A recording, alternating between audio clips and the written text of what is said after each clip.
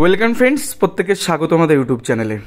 তো এই মুহূর্তে দাঁড়িয়ে যে আপডেট আপনাদের দেবো, অনেকের চোখ কিন্তু ছানা বড়া হয়ে যেতে চলেছে, কারণ বিষয়টা তেমনই।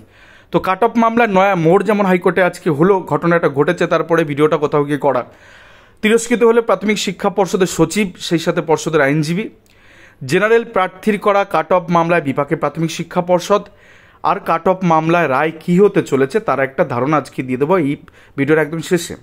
ভিডিওটা শেষ পর্যন্ত দেখুন, অনেকগুলো জিনিস সামনে বেরিয়ে আসবে। যেমন একটা নতুন ইভেন্ট আপনাদের কাছে তুলে ধরবো, সেটা হচ্ছে জেনারেলদের কিন্তু কোথাও গিয়ে কাট অফ মামলায় করার সুযোগ থেকে যাচ্ছে। আজকে কোথাও গিয়ে হাইকোর্টে, মহামান্য হাইকোর্টের একটি এই জেনারেলের কাট অফ মামলায় কিন্তু সেই সুযোগটা তৈরি হয়েছে।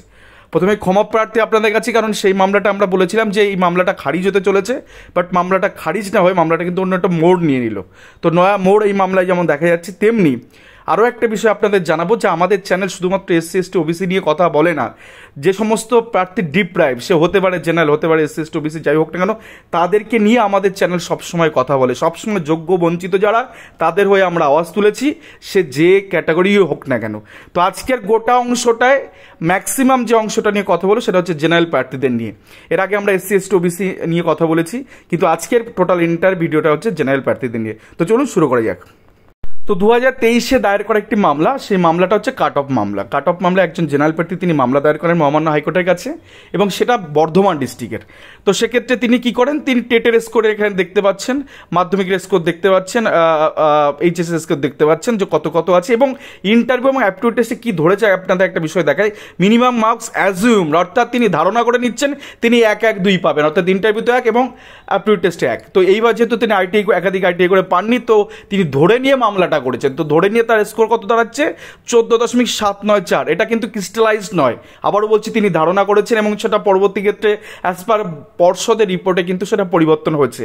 তো একজন জেনারেল প্রার্থী বর্ধমান ডিস্ট্রিক্টে তিনি দাবি করছেন যে তার ক্যাটাগরিতে, মানে তিনি যে জেনারেল প্রার্থী তার ক্যাটাগরিতে, অর্থাৎ জেনারেলে বহু সংখ্যক প্রার্থী তারা কম নাম্বারে চাকরি পেয়েছেন, 42,949। তিনি কি দেখে বলছেন না, যে ব্রেকআপটা প্রকাশিত হয়েছে 28/11/2022 তারিখে, সেই ব্রেকআপে তিনি খুঁজে পেয়েছেন কিছু সার্টেন প্রার্থীদের, আপনাদের দেখাবো।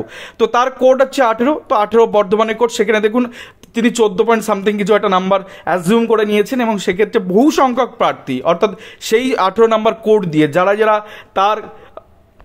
তার জেলায় বলে তিনি দাবি করছেন, সেখানে গিয়ে সেই কোড ধরে তিনি দেখেছেন তার নিচে বহু সংখ্যক প্রার্থী যতজন তারা কম নাম্বার পেয়েছে, যে জেনারেল ক্যাটাগরি, তাদের নাম উনি তুলে পেজ নাম্বার 8-এ, আজকে অমৃতা ম্যাডাম এটা নিয়ে খুব তাৎপর্যপূর্ণ কথা বলেছে, সেটা নিয়ে আমরা আসবো।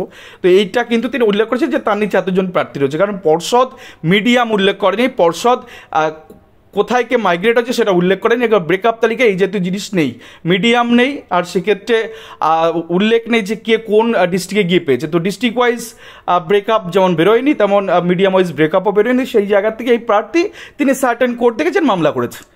তো তার দিকে এখনো পর্যন্ত পাল্লা ভারী। তো এবার আমরা আপনাদের নিজেও বর্ধমান ডিস্ট্রিক্টের আপনি ডিসপিএসসি কোড দেখতে পাচ্ছেন 18, সেক্ষেত্রে জেনারেল কাট অফ, জেনারেল নিয়ে কথা বলছি। তো জেনারেল কাট অফ দেখতে পাচ্ছেন 17.844, এটা হচ্ছে জেনারেলের কাট অফ মার্কস। তো ন্যাচারালি এই প্রার্থী তিনি যে এটা অ্যাজিউম করে 14 পয়েন্ট সামথিং, তাতে তো উনি কনসিডারেশনের জায়গায় আসছেন না।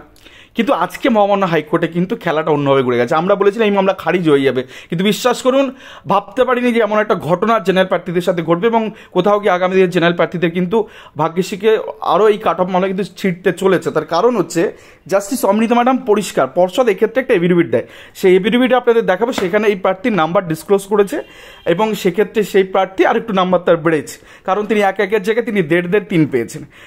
আজকে মহামান্য হাইকোর্ট বলছে যে রিপোর্টটা তারা দায়ের করেছে। আচ্ছা চলুন আগে রিপোর্টটা আপনাদের দেখিয়ে দিই, তাহলে আপনাদের বুঝতে আরও বেশি সুবিধা হবে।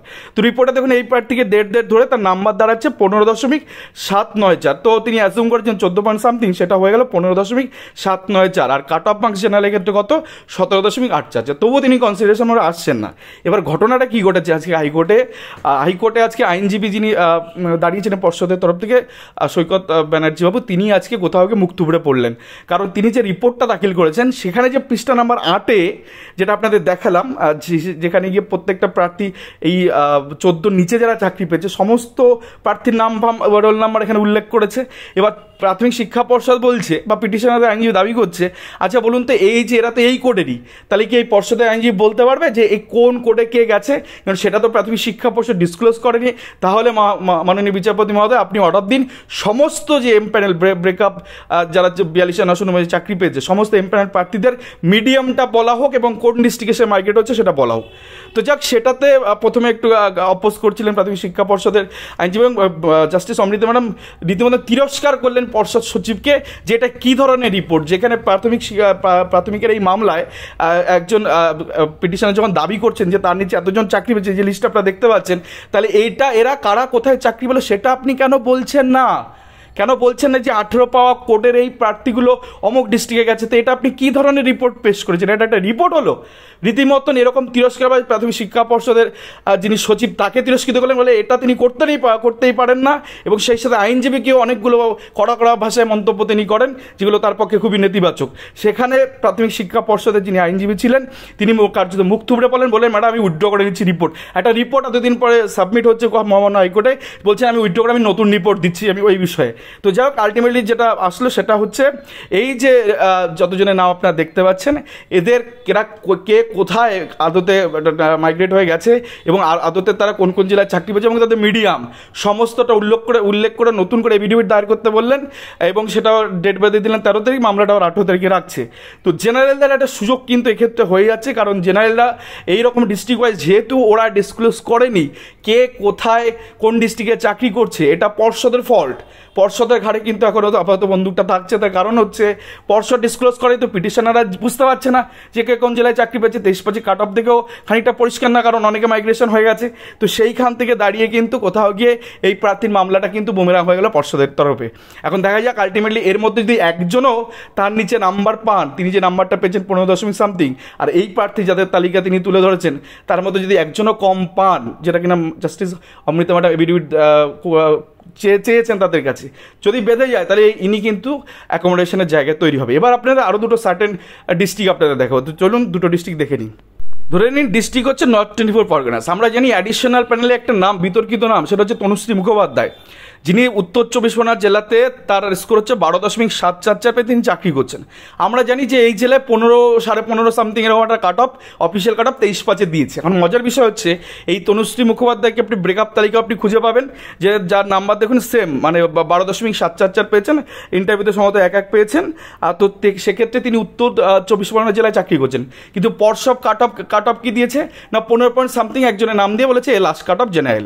এখন বিষয়টা হচ্ছে জেনারেল প্রার্থীরা তারা যখন কোড দেখে বিচার করবে না, যে 09 কোড, তনুশ্রী মুখোপাধ্যায়ের কোডও কিন্তু 09, তো 09 কোড হচ্ছে উত্তর 24 পরগনা জেলার ক্ষেত্রে।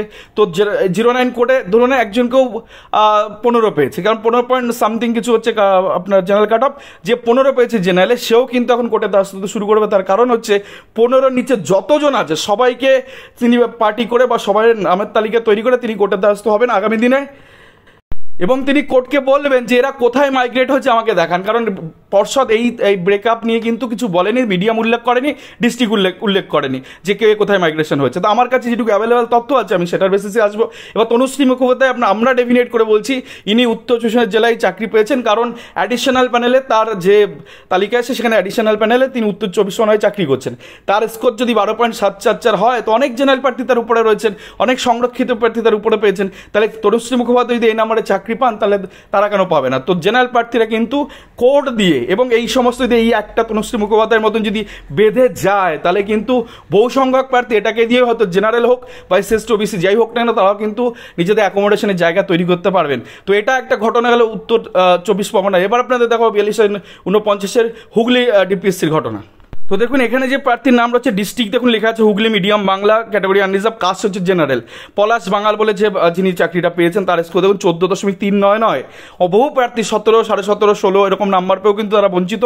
তো জেনারেল যে সমস্ত প্রার্থী পলাশ বাঙালের উপর তার ব্রেকআপ তালিকা দেখুন তিনি কোথায় আছে সেটাও দেওয়া আছে, তিনি এক ইন্টারভিউতে পেয়েছেন এবং তার স্কোর 14.399 এবং তার কোনো ট্রেনিং কিছু এখানে অ্যাড করে। তনুশ্রী মুখোপাধ্যায়কে তো কোনো ট্রেনিং যেমন ব্রেকআপে অ্যাড করা নেই, এনাকে তো কোনো ব্রেকআপে কিন্তু কোনো ট্রেনিং অ্যাড করা নেই। তাহলে বোঝা যাচ্ছে যে ইনি কিন্তু ট্রেন জেনুইন প্রার্থী নয় অ্যাজ পার ব্রেকআপ, যেটা 28/11-তে বেরিয়েছে।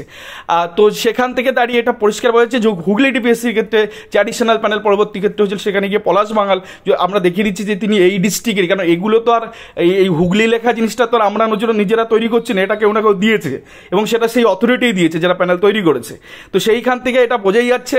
এবার এই হুগলি ডিস্ট্রিক্টে কাট অফ অনেক 20 কিছু একটা দেখাচ্ছে, তো 14 পেয়ে কেউ যদি চাকরি করে, তো যে সমস্ত জেনারেল প্রার্থী বা যে সমস্ত সংরক্ষিত বিভাগের প্রার্থী তার যে নাম্বার, তার নাম্বারের নিচে ব্রেকআপ তালিকা যতজন আছে, এসসি হোক, এসটি হোক, জেনারেল হোক, যাই হোক না কেন, তারা সবাইকে সেখানে গিয়ে এরকম তালিকা তৈরি করে, যেমনটাই বর্ধমান ডিস্ট্রিক্টের যিনি জেনারেল প্রার্থী যেমনটা করেছেন তেমনটা করে নিয়ে তো প্রাথমিক শিক্ষা পরিষদে জানতে চাইবে যে আপনি বলুন কে মাইগ্রেট হচ্ছে, কে কোন মিডিয়ামের, আমার নিচে এতজন আছে, তারা তো কোথায় চাকরি করছে, আমাকে তো জানতে হবে। তো সেরকমভাবে যদি এক আধটা পলাশ বাঙাল বা এক আধটা তনুশ্রী মুখোপাধ্যায় যদি বেঁধে যায়, তাহলে কিন্তু সরাসরি এই নাম্বারের উপরে যদি তিনি পেয়ে যান, তাহলে কিন্তু সরাসরি সেই পিটিশনের কিন্তু অ্যাকোমোডেশনের জায়গা তৈরি হবে এবং প্রাথমিক শিক্ষা পরিষদ বাধ্য হয়ে থাকে চাকরিতে, কারণ এগুলো ডিনাই করার জায়গা নেই। ব্রেকআপ তালিকা আপনাদের দেখিয়ে দিলাম, অ্যাডিশনাল প্যানেলে একটা দুটো অংশ আপনাদের দেখিয়ে দিলাম। তো এরকম বহু জেলার জিনিসগুলো সামনে আসবে আস্তে আস্তে, আপনাদের দুটো ডিস্ট্রিক্ট দেখালাম। এরপরও যদি সার্টেন কোনো বিষয়ে আপনাদের কোনো কোয়ারি থাকে, সরাসরি আমাদের এই যে হেল্পলাইন নাম্বার, এখানে গিয়ে Uttarbanga, Dakshinbanga, basic problem, major problem, এই সমস্ত নাম্বারগুলো দেওয়া আছে, তাদের সাথে যোগাযোগ করুন ফার্দার আপডেটের জন্য। ধন্যবাদ সকলকে, ভালো থাকবেন, সুস্থ থাকবেন। আর অবশ্যই যে বিষয়টা আপনাদের জানাবো, কাট অফ মামলার রায় পিটিশনারদের পক্ষে যেতে চলেছে। আজকে হাইকোর্টে যে ঘটনা ঘটেছে আইটেম নম্বর 13-তে, গোটা বিষয়টা আপনারা অনলাইনে দেখতে পাবেন যে এর একটা কথা বাইরে কিছু বলা হয়েছে কিনা, এবং সেখান থেকে মোটামুটি এটুকু বোঝা যাচ্ছে যে পিটিশনারদের পক্ষ কিন্তু ভারী এই কাট অফ মামলায়, যে 5টে কাট অফ মামলা রিজার্ভ হয়েছে জাজমেন্টের জন্য। ধন্যবাদ সকলকে, ভালো থাকবেন, সুস্থ থাকবেন।